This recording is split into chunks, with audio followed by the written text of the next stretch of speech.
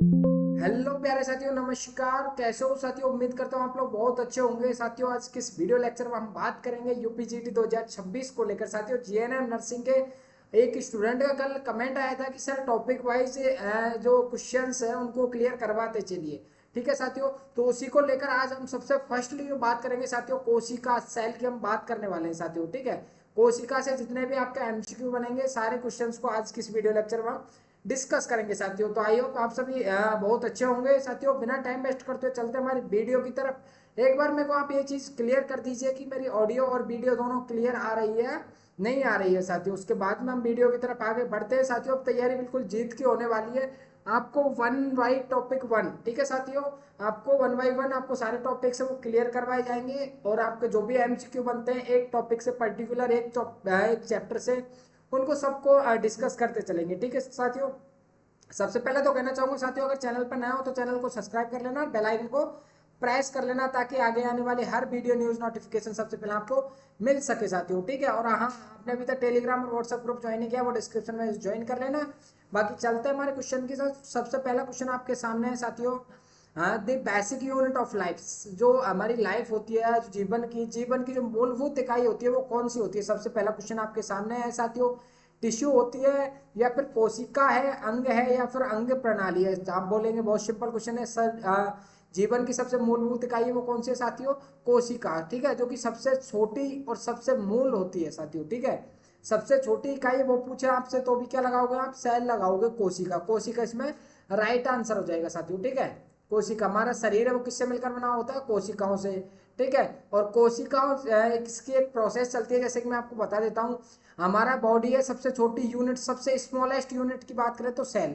Cell से मिलकर क्या बनते हैं साथियों? टिश्यू बनते हैं। ठीक है, जिनको हम क्या बोलते हैं? ऊतक बोलते हैं। ठीक है, और ऊतकों से मिलकर साथियों अंग बनते हैं, जिनको हम ऑर्गन बोलते हैं। ठीक है, अंग बनते हैं, और अंगों से मिलकर क्या बनता है? हमारा ऑर्गन सिस्टम बनता है साथियों। क्या बनता है? ऑर्गन सिस्टम बनता है। और ऑर्गन सिस्टम से मिलकर हमारे क्या बनी होती है साथियों? बॉडी बनी होती है। ठीक है, ये एक प्रकार की एक सीरीज चलती है, एक प्रकार का एक सिस्टम होता है, जो कि कंप्लीटली मैंने आपको बता दिया साथियों। क्वेश्चन आ सकता है टिश्यू किसका बना होता है? तो एक ग्रुप ऑफ सेल्स। आप आंसर क्या लगाओगे?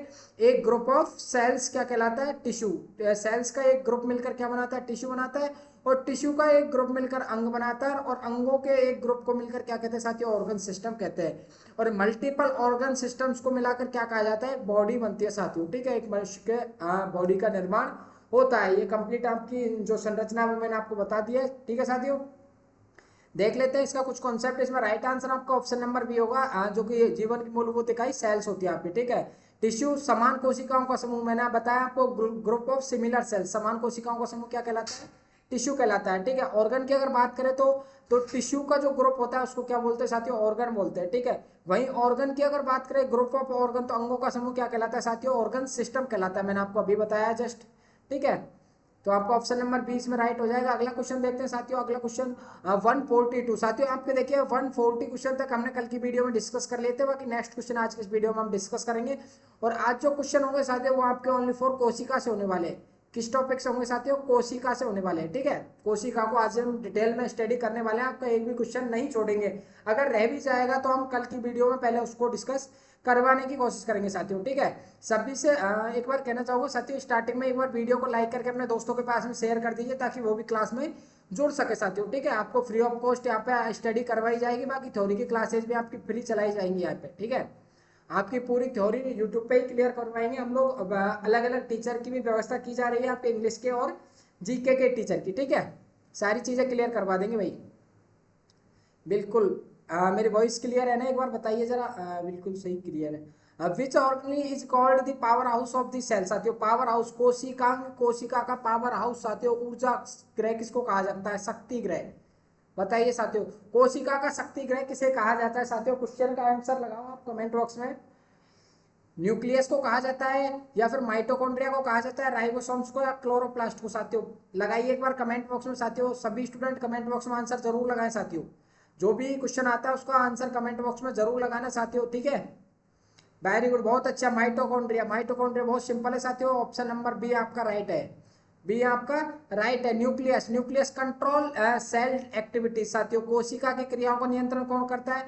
न्यूक्लियस करता है। और साथियों जो सेंट्रल में प्रेजेंट होता है, आपसे कभी कभी पूछ लिया जाता है कि कोशिका के सेंटर में क्या प्रेजेंट रहता है, तो आप लगाओगे न्यूक्लियस प्रेजेंट रहता है साथियों, ठीक है, जिसमें क्या होता है डीएनए, डीएनए रहता है, डीएनए यानी कि हम कह सकते हैं साथियों हमारे गुणसूत्र रहते हैं वो कहाँ होते हैं, न्यूक्लियस में प्रेजेंट रहते हैं। वही राइबोसोम की बात करें, मैंने आपको कल की क्लास में क्लियर करवाया था कि प्रोटीन सिंथेसिस के लिए कौन रेस्पॉन्सिबल होता है साथियों, राइबोसोम्स। लेकिन कभी कभी क्वेश्चन घुमा के पूछ लिया जाता है कि प्रोटीन्स के जो मॉलिक्यूल्स होते हैं, प्रोटीन्स के मॉलिक्यूल्स क्या बोला जाता है उनको, क्या बोला जाता है, एमिनो एसिड। क्या बोला जाता है साथियों, प्रोटीन्स के मॉलिक्यूल्स को एमिनो एसिड बोला जाता है। इन्हीं एमिनो एसिड को साथियों ट्रांसफर करने का काम कौन करता है, तो आप वहां पे लगाओगे कौन करता है, जीबी, गोल्गी बॉडी, ठीक है साथियों। गोल्गी बॉडी आपके जो भी प्रोटीन्स होते हैं, जो भी प्रोटीन्स के जो भी मॉलिक्यूल्स होते हैं उनको ट्रांसफर करने का काम करता है जीबी, गोल्गी बॉडी, ठीक है।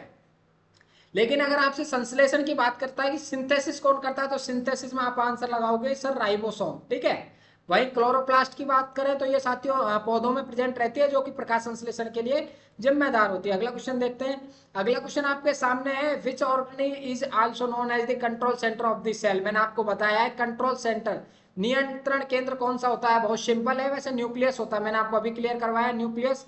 माइटोकॉन्ड्रिया क्या होता है साथियों, powerhouse of the cell, कोशिका का शक्ति ग्रह, राइट डाउन करते चलना भाई, कोशिका का शक्ति ग्रह, कोशिका का शक्ति ग्रह होता है। गोल्गी बॉडी मैंने आपको भी बताया साथियों, गोल्गी एपरेटस भी इसको बोला जाता है, गोल्गी बॉडी भी इसको बोला जाता है।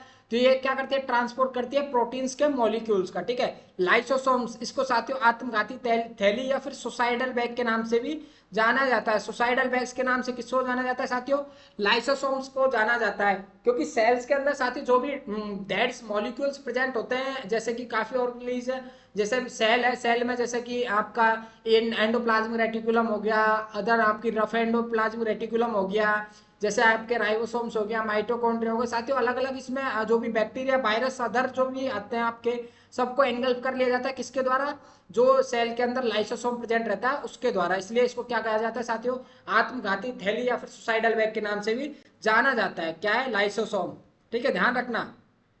ग्रेवयार्ड, इसको कब्रिस्तान भी कहते हैं, ठीक है, लेकिन ओनली फॉर सेल का, ठीक है साथियों, सेल का, ओनली फॉर सेल के अंदर बात करें तो। अगला क्वेश्चन देखते हैं, इसके सॉल्यूशन भी देख लीजिए। डीएनए कहाँ प्रेजेंट रहता है साथियों, आपका न्यूक्लियस, मैंने आपको बताया एक्टिविटीज को भी कंट्रोल करता है। माइटोकॉन्ड्रिया ऊर्जा उत्पादन के लिए होता है, और पैकेजिंग और ट्रांसपोर्ट का काम कौन करता है आपका साथियों, ट्रांसपोर्ट की मैंने आपको बताया गोल्गी एपरेटस करता है, ठीक है भाई। डाइजेशन ऑफ बेस्ट, अपशिष्ट का पाचन, बेस्ट जो भी प्रोडक्ट होते हैं सबको एब्जॉर्ब कर लिया जाता है लाइसोसोम के द्वारा। अगला देखते हैं, कौन सा कोशिकांग प्रकाश संश्लेषण के लिए जिम्मेदार होता है साथियों, मैंने आपको अभी क्लियर करवाया है जस्ट ऑप्शन में, फोटोसिंथेसिस के लिए। माइटोकॉन्ड्रिया नहीं सर, ये तो अभी वो देखा है हमने, श्वसन के लिए जिम्मेदार होता है साथियों, ठीक है। क्लोरोप्लास्ट, वेरी गुड, बहुत अच्छा आंसर आया एक स्टूडेंट का, क्लोरोप्लास्ट, बी ऑप्शन आपका राइट होगा, B, very good, B option आपका राइट होगा साथियों। न्यूक्लियस केंद्रक सेंट्रल में प्रेजेंट होता है, राइबोसोम्स प्रोटीन सिंथेसिस के लिए होता है, ठीक है। अगला क्वेश्चन देखते हैं प्यारे साथियों।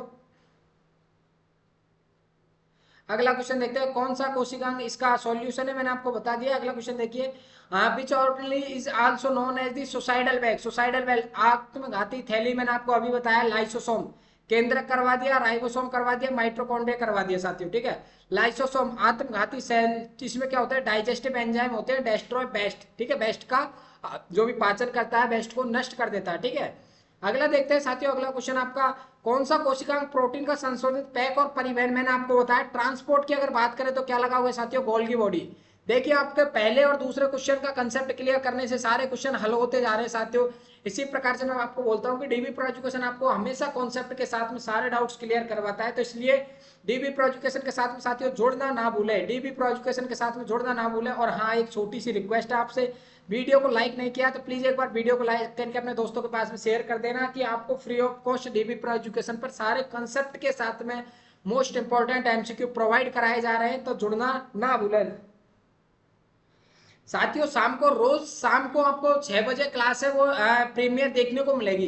रोज शाम को 6 बजे आपकी क्लासेज होती है। अगर आप चाहोगे कि सर हमारी क्लासेज है रोज लाइव लीजिए, तो मैं आपको यूट्यूब पर रोज क्लासेज है वो लाइव लूंगा, लेकिन एक बार कमेंट बॉक्स में बता देना कि सर आप क्लासेज है लाइव लीजिए और समझ में अच्छा आ रहा है, कैसा आ रहा है, मेरे को एक बार कमेंट बॉक्स में कमेंट करके बताइए कि सर समझ में अच्छा आ रहा है, ठीक है। अगर कोई भी कमी है, कोई भी डाउट है, वो भी बताइए, मैं आपके डाउट क्लियर करवाऊंगा, ठीक है। बाकी ये क्लियर हो गया। अगला क्वेश्चन देखते हैं, इसके साथ में सॉल्यूशन देख लीजिए थोड़ा। राइबोसोम प्रोटीन सिंथेसिस के लिए, गोल्गी तंत्र ट्रांसपोर्ट के लिए होता है, पैकेजिंग के लिए होता है, न्यूक्लियस केंद्रक होता है, ठीक है, एनर्जी प्रोडक्शन माइटोकॉन्ड्रिया। अगला देखते हैं, कौन सा कोशिकांग प्रोटीन संश्लेषण के लिए जिम्मेदार है साथियों। मैंने आपको कई बार बता दिया, राइबोसोम, ठीक है। मानव शरीर की सबसे बड़ी कोशिका साथियों, ये पिछली क्लासों में मैंने आपको क्लियर करवाया है। मानव शरीर की सबसे बड़ी कोशिका साथियों लीवर है, अंडाणु है, तंत्रिका है, या फिर मसल सेल है साथियों। मैंने आपको बताया, देखिए तंत्रिका भी दे रखा है, अंडाणु भी दे रखा है, लेकिन अगर आपको ऑप्शन में दोनों मिलते हैं साथियों, तो सबसे पहले आपको आंसर देना होगा ओवम का। अंडाणु सबसे बड़ी कोशिका होती है साथियों, ठीक है। अगर ऑप्शन में ओवम नहीं है तो आप सेकंड इंपॉर्टेंस दोगे, वो दोगे आप तंत्रिका कोशिका को, ठीक है। अगर लॉन्गेस्ट क्वेश्चन में बात करता है लंबी, तो भी आप किसको दोगे साथियों, न्यू नर्व सेल को दोगे, तंत्रिका कोशिका को। ऑप्शन में चाहे दोनों दे रखे हो, लेकिन क्वेश्चन अगर पूछता है आपसे लॉन्गेस्ट, लंबा, ठीक है, लंबा, तो लंबा आप लगाओगे साथियों तंत्रिका कोशिका को, लेकिन लार्जेस्ट अगर पूछता है तो अंडाणु को आपको लगाना होगा साथियों, ठीक है। अगला देखते हैं साथियों, अगला क्वेश्चन आपका, इसका कुछ सॉल्यूशन देख लीजिए। लार्ज बट नॉट लार्जेस्ट, ठीक है, ये सबसे बड़ी होती है आपकी, लेकिन अंग होता है सबसे बड़ा अंग। अगर बात करें सबसे बड़ा ऑर्गन होता है वो कौन सा होता है, लीवर होता है, ठीक है। अगर इंटरनल ग्रंथि की अगर बात करें साथियों, सबसे बड़ी ग्रंथि, तो भी कौन सी बोलोगे आप, लीवर बोलोगे, ठीक है। एक पिछली क्लास में बता दिया था तो मैंने। मानव शरीर की सबसे बड़ी कोशिका ओवम होती है, सबसे लंबी होती है वो कौन सी होती है आपकी, नर्व सेल होती है, ठीक है। मसल सेल्स जो कि लार्ज इन साइज, आकार में बड़ी होती है, ठीक है। आकार में अगर बात करें तो मसल सेल होती है, ठीक है। अगला देखते हैं, मानव शरीर की सबसे लंबी कोशिका कौन सी है, ओवम है जो लार्जेस्ट है साथियों, सबसे बड़ी, ठीक है। लेकिन तंत्रिका कोशिका वो कैसी होती है आपकी, लॉन्गेस्ट होती है साथियों। नोट डाउन कर लेना, सभी लिखते हुए चलना। मसल सेल्स आरबीसी होती है साथियों, जो कि ब्लड्स में पाई जाती है, जिसमें केंद्रक नहीं होता है, ठीक है। क्वेश्चन आएगा नेक्स्ट आपको, कौन सी कोशिका में केंद्रक नहीं पाया जाता है, तो साथियों आरबीसी में केंद्रक नहीं पाया जाता है, सिवाय एक ऊंट होता है साथियों, ऊंट कैमल, ठीक है। कैमल होता है, तो कैमल की जो आरबीसी होती है इसमें जरूर केंद्रक पाया जाता है साथियों, बाकी आरबीसी में केंद्रक नहीं पाया जाता है। एक इसका अपवाद है, सिर्फ और सिर्फ ऊंट, ठीक है साथियों। देखते हैं सॉल्यूशन, सबसे बड़ी कोशिका आपकी क्या हो जाएगी, अंडाणु हो जाएगी, लॉन्गेस्ट तंत्रिका कोशिका हो जाएगी। मसल सेल्स जो गति प्रदान करती है, हमारे जो भी हाथ पैर है साथियों, जो पेरिफेरल नर्वस सिस्टम होता है उसका क्या मूवमेंट के लिए रेस्पॉन्सिबल होती है, ठीक है। आरबीसी, आरबीसी क्या करती है आपकी, जिसमें हीमोग्लोबिन पाया जाता है, ट्रांसपोर्ट करती है ऑक्सीजन का। देखते हैं, मानव शरीर की सबसे छोटी कोशिका साथियों, मैंने कई बार क्लियर करवा दिया, शुक्राणु स्पर्म सेल सबसे छोटी कोशिका होती है, अंडाणु सबसे लार्जेस्ट होती है, तंत्रिका कोशिका लॉन्गेस्ट होती है, ठीक है, सबसे बड़ी, सबसे लंबी। सबसे लंबी बात करें तो आपकी तंत्रिका, बड़ी बात करें तो अंडाणु, और छोटी बात करें तो स्पर्म, ठीक है। जिसमें केंद्रक प्रेजेंट नहीं होता है वो कौन सी है, केंद्रक एब्सेंट होता है, वो कौन सी आपकी, आरबीसी है साथियों, लाल रक्त कोशिका, ठीक है। समझ में कैसा आ रहा है एक बार कमेंट बॉक्स में तो बताइए जरा। देखिए मैंने आपको बता दिया, लॉन्गेस्ट हो गया, लार्जेस्ट हो गया, और सबसे छोटी कोशिका साथियों पुरुष की शुक्राणु, ठीक है, लेकिन सबसे छोटी नहीं है ये आरबीसी। अगला देखते हैं, किस कोशिका में केंद्रक नहीं होता, मैंने आपको अभी बताया आरबीसी में केंद्रक नहीं होता है साथियों, ठीक है। आरबीसी में आपका केंद्रक नहीं होता है, नो न्यूक्लियस मैच्योर सेल, परिपक्व अवस्था में केंद्रक नहीं होता है, ठीक है। डब्ल्यूबीसी में होता है। मसल सेल्स में साथियों मल्टी न्यूक्लिएटेड होते हैं, इसमें देखिए कभी कभी सिंगल भी होता है, कुछ मसल्स ऐसे हैं जिनमें डबल भी होता है, मल्टी भी होता है, काफी भी पाए जाते हैं, ठीक है। नर्व सेल, ठीक है, न्यूक्लियस भी होता है इसमें नर्व सेल में। अगला देखते हैं, कौन सा कोशिकांग पशु कोशिकाओं में नहीं होता है लेकिन पादप में होता है साथियों, आपको पता है। पादप यानी पौधे हो गया, पौधों में क्या पाया जाता है साथियों, क्लोरोप्लास्ट पाया जाता है, जो कि प्रकाश संश्लेषण के लिए रेस्पॉन्सिबल होता है। प्रकाश संश्लेषण के लिए कौन जिम्मेदार होता है साथियों, वो होता है आपका क्लोरोप्लास्ट, ठीक है। प्रकाश संश्लेषण के लिए पौधों में पाया जाता है साथियों, जो कि ऑक्सीजन की उपस्थिति में और आपका सूर्य की उपस्थिति में भोजन बनाने के लिए जिम्मेदार होता है। बाकी गोल्गी बॉडी मैंने बता दिया, ट्रांसपोर्ट करता है ये, पैकेजिंग करता है, केंद्रक आपका सेंट्रल होता है जिसमें डीएनए पाया जाता है, ठीक है। आई थिंक क्लियर हो गया होगा सारा डाउट। देखिए मैंने आपको प्लांट में बताया क्लोरोप्लास्ट माइटोकॉन्ड्रिया दोनों में होता है, पादप कोशिका में भी होता है जो माइटोकॉन्ड्रिया वो, और आपका किस में भी होता है साथियों, एनिमल कोशिका में भी होता है, दोनों में होता है, ठीक है। ये हो गया क्लियर। अगला देखते हैं, कौन सा कोशिकांग अनुवांशिक पदार्थ डीएनए को संग्रहित करता है, मैंने आपको कई बार बता दिया, डीएनए कहाँ पाया जाता है साथियों, केंद्रक में पाया जाता है। अगला देखते हैं मेरे प्यारे साथियों, ये हो गया आपका सारा डाउट वही है सेम। कौन सा कोशिकांग पादप कोशिकाओं को संरचनात्मक सहारा देता है साथियों, स्ट्रक्चरल सपोर्ट की आपसे यहाँ पे बात की गई है, स्ट्रक्चर की, ठीक है। स्ट्रक्चरल सपोर्ट की बात की है साथियों, तो इसमें कोशिका भित्ति होती है, कोशिका झिल्ली होती है, केंद्रक होता है, या फिर साइटोप्लाज्म होता है साथियों। केंद्रक तो डीएनए को कंटेंट रखता है, ये नहीं है। ऑप्शन आपका सिर्फ और सिर्फ दोनों में से होने वाला है, कौन सा है साथियों? लगाइए एक बार कमेंट बॉक्स में, देखते हैं। लगाओ भाई एक बार सभी स्टूडेंट कमेंट बॉक्स में लगाओ, क्या होगा आपका करेक्ट आंसर।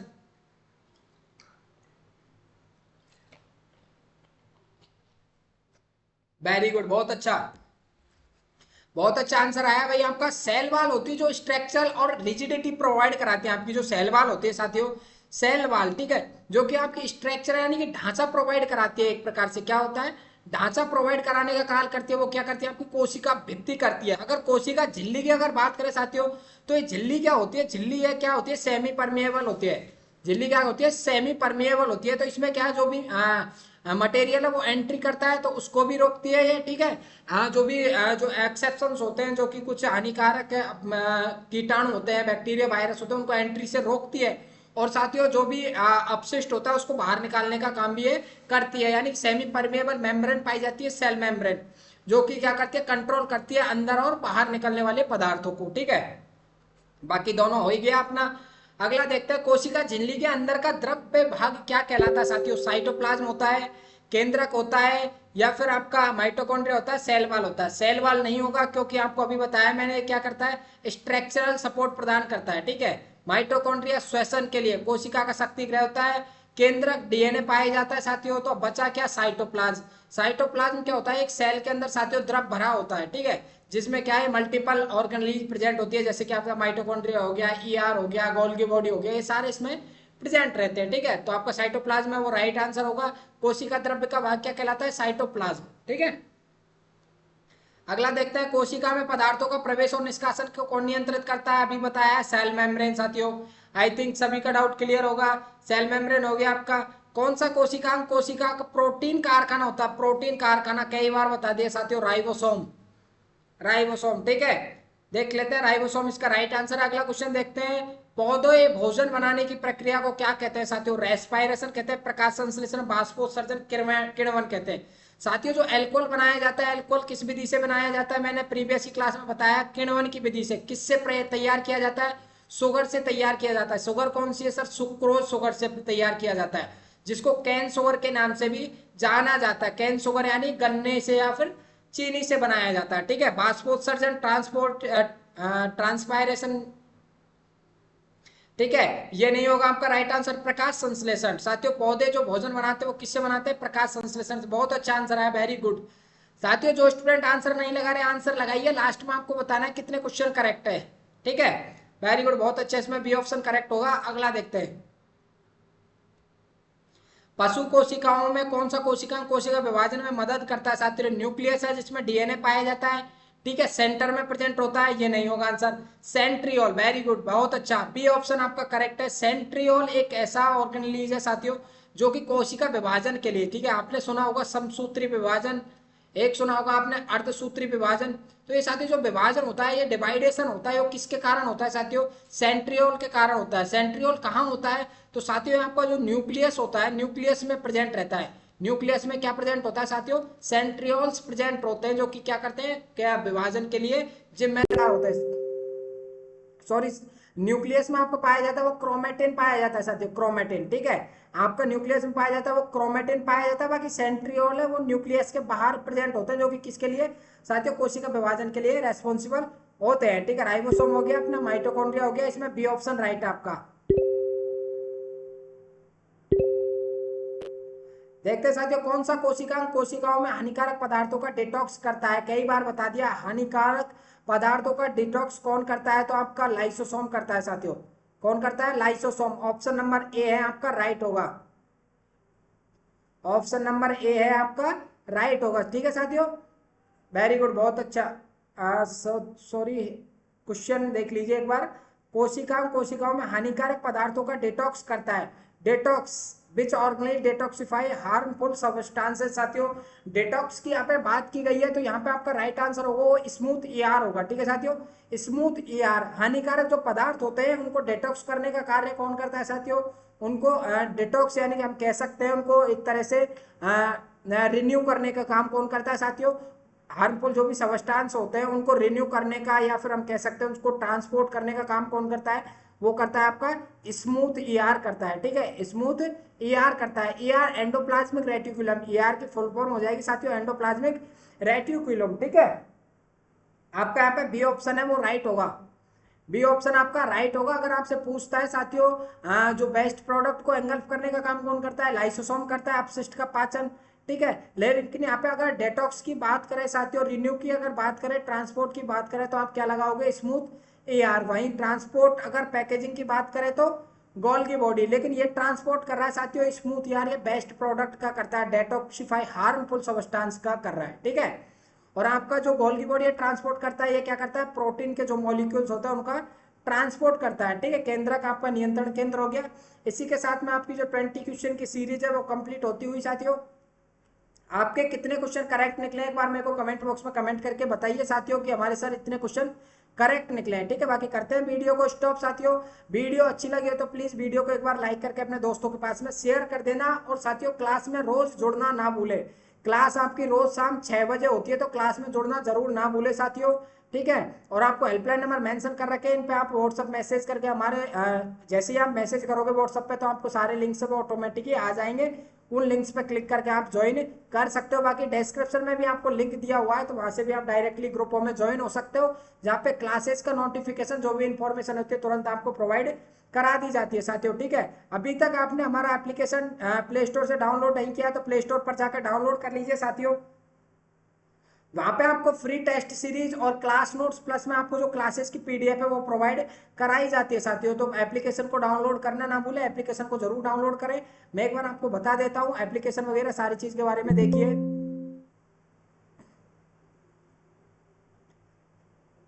कुछ स्टूडेंट बोल रहे थे साथियों, जैसे कि मैं आपको बता दूं, देखिए एक मिनट, कुछ स्टूडेंट बोल रहे थे सर हमें थ्योरी की क्लासेस चाहिए, ठीक है। थ्योरी हम कहाँ से पढ़े, तो मैं आपको बता देता हूँ साथियों। डीबी प्रो एजुकेशन ने अपनी एक बुक तैयार कर ली है, जैसे कि आप देख सकते हो साथियों। हाँ, इसमें पूरा कलर प्रिंट भी है, ठीक है साथियों। इसमें पूरा कलर प्रिंट भी दे रखा है, जैसे आप देख पा रहे होंगे कलर प्रिंट सारा कुछ कैसे क्या है। और पूरा वन लाइनर है साथियों, पूरी बुक में वन लाइनर है। इससे बुकें आपको एप्लीकेशन पर मिलने वाली है साथियों। एप्लीकेशन पर जाके आप बुकें वो ले सकते हो। जैसे देखिए बड़ी आंत क्या करती है, कायम को जल में अवशोषित कर लेती है, शेष कायम मल के रूप में मलाशय द्वारा। ऐसे प्रॉपर साथियों टॉपिक बाय टॉपिक देख सकते हो आप। वन लाइन रेप्सिन क्या काम करता है, प्रोटीन पेप्सोन को एमिनो अम्ल में परिवर्तित करता है। माल्टोज क्या करता है साथियों, ग्लूकोज शर्करा में परिवर्तित करता है। सुक्रोज सुक्रोज ग्लूकोज में। ऐसे साथियों पूरे वन लाइनर क्वेश्चन मिलने वाले हैं पूरी बुक में टॉपिक वाइज। जैसे कि आप देख सकते हो यहाँ पे अग्नाशय यानी पेनक्रियाज की जितने भी वन लाइनर है पूरे, ठीक है। आपके सारे पूरा साइंस पूरा कंप्लीट इसमें कवर अप है साथियों, पूरा वन लाइनर होने वाला है आपका। तो साथियों आपको ये एप्लीकेशन पर जाकर बाय करनी होगी, ठीक है। कैसे बाय करेंगे वो मैं आपको बता देता हूँ एक बार, ठीक है। ये बुक का आपको मैंने डेमो बताया साथियों, बहुत से बोल रहे थे सर एक बार हमें डेमो बता दीजिए कैसी है आपकी बुक, ठीक है। तो देख लो भाई ऐसी बुक है आपके कलर प्रिंट, ये बुक मिलने वाली है। कहाँ मिलेगी वो भी मैं आपको बता देता हूँ एक बार। ये भी देख लो साथियों, टेलीग्राम ग्रुप है हमारा, वो ज्वाइन करना ना भूले। देखिए डीबी प्रो एजुकेशन के नाम से आपको टेलीग्राम ग्रुप है वो मिल जाएगा साथियों, ठीक है। आप जैसे ही सर्च करोगे तो आपको मिल जाएगा, जिसमें 1100 के अबव स्टूडेंट जुड़े हुए हैं, जहाँ पे आपको रोज क्लासेस की पीडीएफ की लिंक वगैरह सारी चीज आपको प्रोवाइड करा दी जाती है। तो जाकर टेलीग्राम ज्वाइन कर लेना, डिस्क्रिप्शन में लिंक है साथियों, ठीक है। और एप्लीकेशन के बारे में भी मैं आपको बता देता हूं साथियों। देखिए आप जैसे कि वहां जाओगे साथियों एप्लीकेशन पर, तो आपको ये सारी चीजें मिल जाएंगी। देखिए मैं आपको बता दूं एक बार, देखिए इस प्रकार से आपको कुछ कोर्सेज मिल जाएंगे, जिनमें आपको सिर्फ ई बुक वाला परचेज करना होगा साथियों। ई बुक वाला आपको परचेज करना होगा। ई बुक प्लस में आपके टेस्ट सीरीज 199 रुपए की है। इसमें आपको 50 रुपए का एक्स्ट्रा कूपन कोड भी प्रोवाइड कराया गया साथियों, ठीक है। आपको कूपन कोड भी यहाँ पे मिल जाएगा, 50 रुपए का एक्स्ट्रा कूपन कोड भी है। 50 रुपए का अप्लाई करके आप टोटल 150 रुपए में आप इसको ऑर्डर कर सकते हो साथियों, ठीक है। आप इसको ऑर्डर करोगे तो आपको सिर्फ पीडीएफ के रूप में ई बुक ही मिलेगी साथियों, जिससे कि आप अपनी सेल्फ स्टडी जो और भी बेहतर बना सकते हो साथियों, ठीक है। आपकी सेल्फ स्टडी वो और भी बेहतर बना सकते हो। तो जाकर साथियों देरी किस बात की है, जाकर बुक लीजिए और अपनी प्रिपरेशन को और भी बेहतर बनाइए। ठीक है, आप ये बुक लेकर साथियों सेल्फ स्टडी कर लीजिए। कुछ स्टूडेंट बोल रहे थे कि सर आप क्वेश्चन कहाँ से लेकर आते हो, हमें कुछ बता दीजिए। तो हमारी जो थ्योरी की बुक है वो पढ़ लीजिए, आप आसानी से आंसर दे पाओगे। ठीक है, बाकी करते हैं वीडियो को स्टॉप। कैसा लगा वीडियो एक बार जरूर कमेंट बॉक्स में कमेंट करके बताएं। Thank you so much everyone, मिलते हैं आपकी नेक्स्ट वीडियो में, तब तक के लिए बने रहना डीबी प्रो एजुकेशन के साथ में। जय हिंद, जय भारत।